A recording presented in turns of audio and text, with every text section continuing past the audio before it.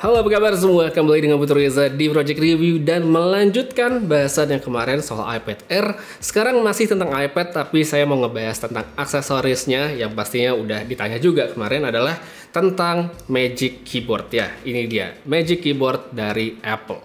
Waktu pertama kali rilis, ini kan perangkatnya sebenarnya bukan barang baru karena rilisnya itu bersamaan dengan iPad Pro 2020 sekitar 6 bulan yang lalu. Waktu pertama kali masuk ke Indonesia, itu pas ada yang jual harganya gila-gilaan, menyentuh 8 juta. Parah sih, mahal banget buat sebuah keyboard dan cover 8 juta. Hingga akhirnya waktu itu saya males beli dan beralih menggunakan Magic Trackpad, serta karena ngerasa waktu itu Smart Folio Keyboard dari iPad Pro saya sebelumnya bisa dipakai di iPad Pro 2020. Jadi saya ngerasa ya udahlah ya, di skip aja, nggak perlu dibeli. Nah, selang 6 bulan sampai bulan sekarang ini, bulan November, saya lagi iseng-iseng browsing dan menemukan bahwa Magic Keyboard harganya sudah normal di Indonesia, bahkan di bawah normal. Karena saya beli ini, Magic Keyboard ini saya beli 4,2 juta rupiah.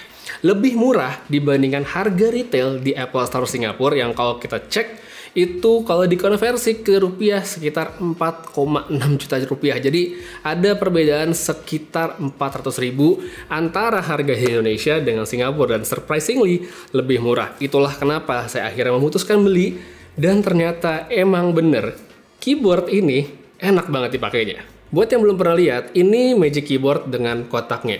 Nggak ada yang macam-macam isinya karena cuma ada keyboardnya doang. Material luarnya ini mirip-mirip atau kayaknya sama sih dengan Smart Folio Keyboardnya Apple yang sebelumnya. Jadi secara daya tahan ini sebenarnya cukup oke, cukup bisa diandalkan selama pemakaiannya nggak yang ekstrim banget. Untuk bobotnya memang benar, ini lumayan berat, bahkan lebih berat dari iPad-nya sendiri. Jadi kalau digabungin iPad Pro 2020 saya ini dengan Magic Keyboard, totalnya 1,1 kilo. Beda dikit aja dengan MacBook Air 2020.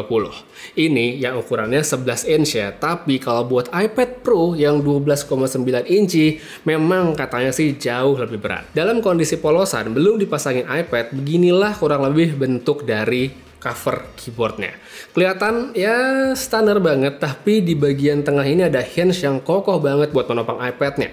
Sedangkan untuk bagian atas, ini kita bisa mengatur sudutnya sesuai keinginan user. Di bagian pojok atau yang ini bisa dilihat ada 3 pin konektor, dan disinilah memang yang menjadi kunci dari Magic Keyboard. Tinggal tempelin iPad ke Magic Keyboard, nggak perlu pairing atau apapun, udah bisa langsung dipakai. Cakupan perangkatnya pun cukup oke karena sekarang bisa digunakan untuk 5 varian iPad seperti yang tertulis di websitenya Apple, termasuk iPad Air yang baru. Soal kekuatan magnet, ini buat saya juga oke karena nempel banget dengan iPad-nya.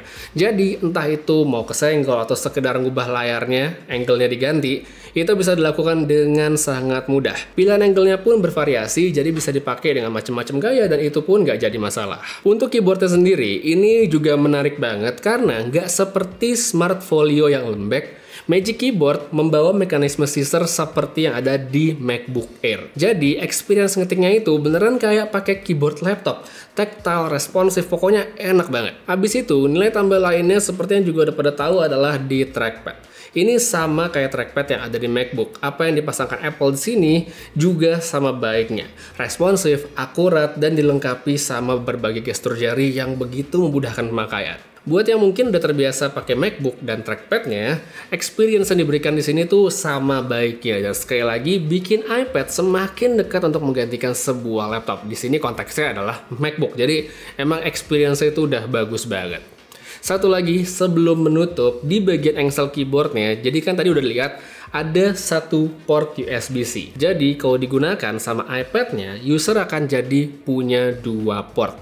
Cuma catatannya, port yang ada di keyboardnya hanya berfungsi buat input power alias ngecas saja. Sedangkan kalau mau transfer data atau yang lainnya, itu harus langsung lewat USB-C yang ada di iPad. Dengan harga perangkatnya yang udah normal sekali di Indonesia, udah turun lumayan jauh dari pertama kali hadir.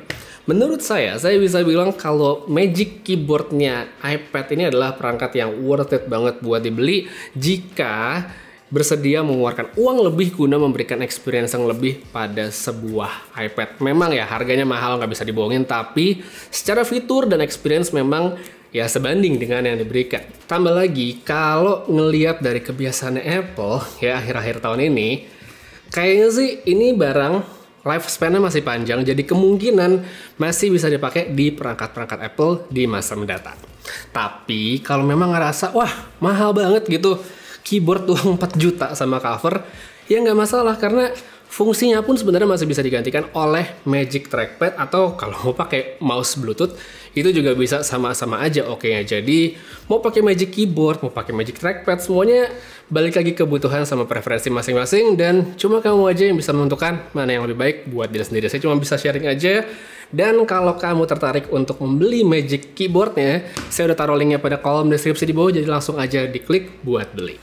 Untuk sekarang kayaknya segitu aja buat review singkat tentang Magic Keyboard dari Apple. Saya suka banget sama keyboard ini, tapi memang bukan buat semua orang.